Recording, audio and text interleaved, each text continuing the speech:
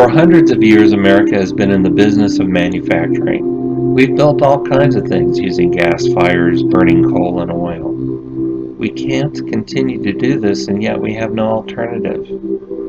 The use of fossil fuel and unclean coal systems literally has devastated the planet. Most transportation systems, factories, and energy facilities in use today are billowing massive amounts of CO2 gas and particulates. This gas is causing devastation and mass extinction on a biblical scale. Right now, throughout the world, the effects of acid rain is destroying thousands of acres of trees and millions of fish. By creating carbonic acid, overfishing, and algae bloom, we're destroying our oceans on the same biblical scale. We are doing this. We may or may not have been responsible for global warming, but we do have to take responsibility on the things that we are pumping into the environment. We're vested in this planet, and yet we're causing mass extinction to rival that of what happened to the dinosaurs. Because we tend to believe the long-term needs of the planet are not as important as the short-term needs of the masses, we literally have pushed our planet over the edge. We can't allow business as usual. At this rate, our grandchildren will never know shellfish, because carbonic acid melts the shellfish shells and kills their fry. Because of fertilizer runoff, we've created thousands of dead zones in the ocean. These are places where no sea life can live. Some dead zones are as large as a small state. There's enough plastic in landfills and in our oceans that we could remake plastic bottles and parts over and over again over the next decade. We have reduced the plankton in our oceans by 70%. Unfortunately for us, most of the oxygen we breathe is from the ocean and this plankton.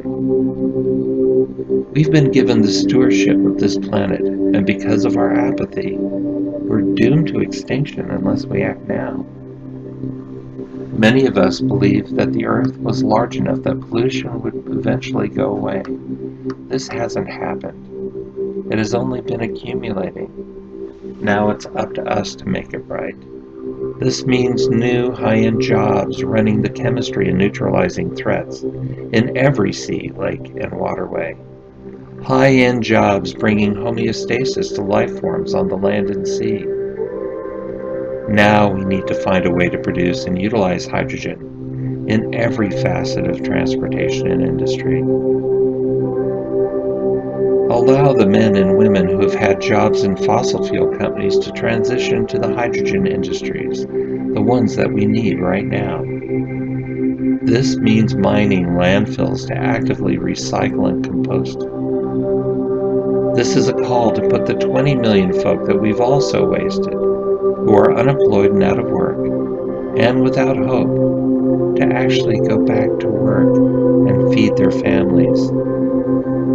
Because this is our world, you and I are responsible for the well-being of each other and the well-being of this planet. We need to move to a hydrogen economy immediately, not because we want to and it might be convenient, but because we have to. If we don't, we'll all die.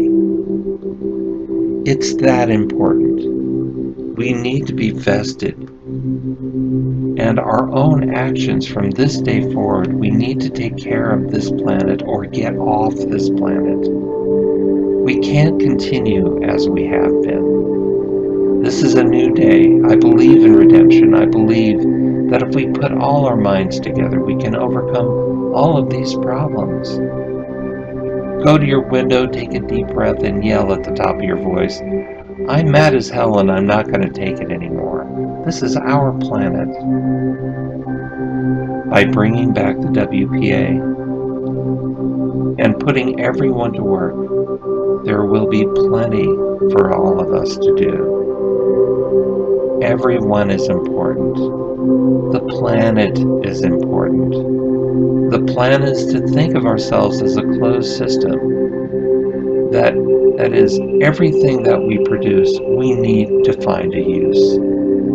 Used tires should be put in building new roads or thermal barriers. All waste is another opportunity for use. We need to act now on things we know science is telling us and stop closing our eyes to what has been the past.